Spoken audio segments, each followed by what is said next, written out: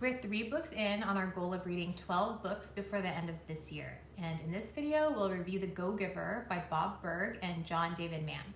If you'd like to read along with us, subscribe and stay to the end where we'll announce what book is next on our list.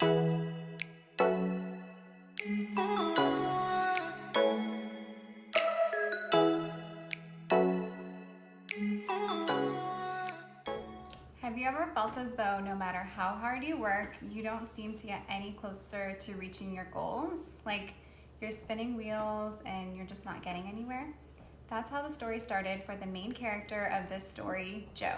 Joe is a hard worker and a serious go-getter, but is feeling like he's stuck in a rut. In an effort to meet a deadline, a coworker gets Joe in contact with someone who he thinks might be able to help him. A successful consultant known as the chairman, but goes by the name of Pindar. Pindar is super successful in his career. He owns multiple companies, but spends most of his time teaching and mentoring others.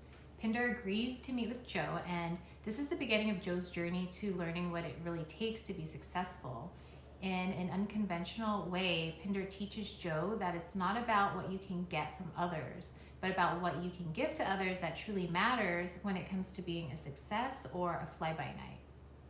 Pindar doesn't just teach Joe how to be successful, but he shows him by introducing him to people in his own life who applied the 5 laws of stratospheric success and became successful in their own right. However, Pindar does make Joe understand up front that he will only help him as long as he agrees to apply each principle the day he learns it.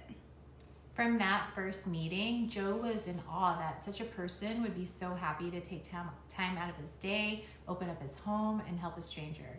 He was also a little confused because he could not figure out how giving could work for him, but he also knew that it was working for Pindar, so he was going to hear him out.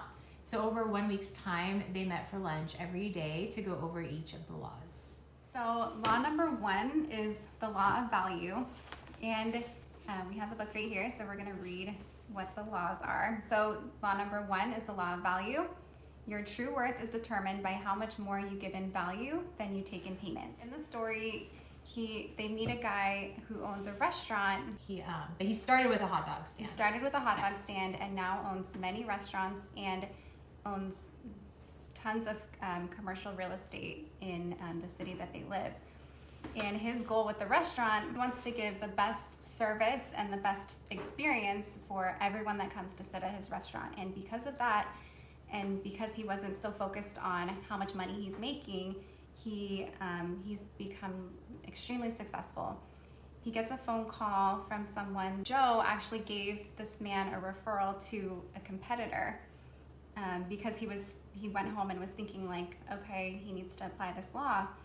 And this will come back to him in the end. We'll get back around to that. But in your business, in your life, focusing more on providing value rather than how much money you'll be making. And then the second law was the law of compensation, which states that your income is determined by how many people you serve and how well you serve them. So in this example, Joe is introduced to a woman who used to be a grade school teacher, and she now owns a huge company. So what had happened is she was a grade school teacher. She felt like she was limited by the constraints of her employers. She could only do so much for these kids because she had to follow a curriculum, and she could only teach 20 to 25 kids at a time. So she was feeling very limited in that way. So she created a software system that she designed that would help millions of kids all over the world. So she definitely was able to make much more money because of that. So it's not about how many people you serve, but about how well you serve them. So the next law is the law of influence. And it reads, your influence is determined by how abundantly you place other people's interests first.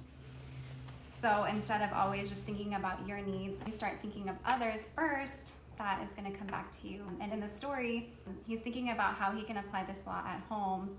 And he goes home and his wife is, she had a rough day and she's kind of venting to him, and then realizes they have this agreement that they're only allowed to complain about work for a short period, for a certain amount of time. Like they take turns. Yeah, and but so this night he can tell his wife is just super stressed out from work, and so she starts talking to him and venting to him, and then she realizes, oh, okay, my time's up. I'm done complaining for right now.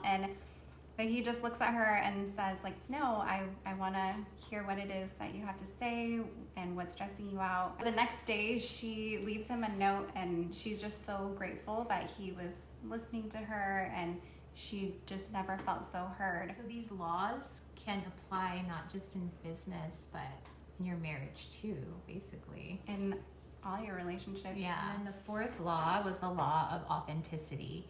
The most valuable gift that you have to offer is yourself. And I really like this law because I think that so often we get to a point where we think, okay, I need to be like that person in order to be successful. I need to be just like that person. When in actuality, we all are different in our own ways. And if we embrace that and just be authentic, then people, I think, will respond better, right? And be the best version of yourself that you can possibly be. And people will love you for that. Just what was it? Be yourself. I know. I'm trying to think of what. Oh, it was the realtor. That's right. Yeah. So in this chapter, it was actually a real estate agent who was on stage, and I don't even think she sells real estate anymore. She just mentors people, and she's a keynote speaker at events. And she talks about how she didn't become a huge success until she started becoming herself, and she started becoming a relatable person that other people could talk to and relate to. So definitely. And then, like, instead of going off of your sales scripts and just being yourself and connecting with people, you'll be a lot more successful. Mm-hmm. The fifth law is the law of receptivity, and the key to effective giving is to stay open to receiving. From the beginning, when we talked about the law of value, so in the end, Joe actually got a phone call from actually the same person that he had referred a client back to him because it was something that they couldn't deal with at that moment. And so all of these laws, if you live by this, it's going to come back to you, just like karma. What you give, you're going to get back. So he actually met his deadline because he had practiced all of these laws. Mm-hmm. So that was really cool. And it was really cool in the story because in the end, Joe actually ends up being the person, the mentor. He meets with someone who has kind of the similar questions. So how has he been so successful?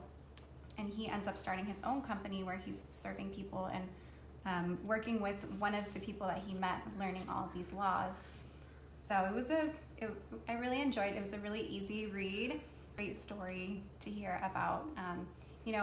You can read so many different books about becoming successful and how to make millions and things like that, but this is just going off of these principles and being a good person and giving back.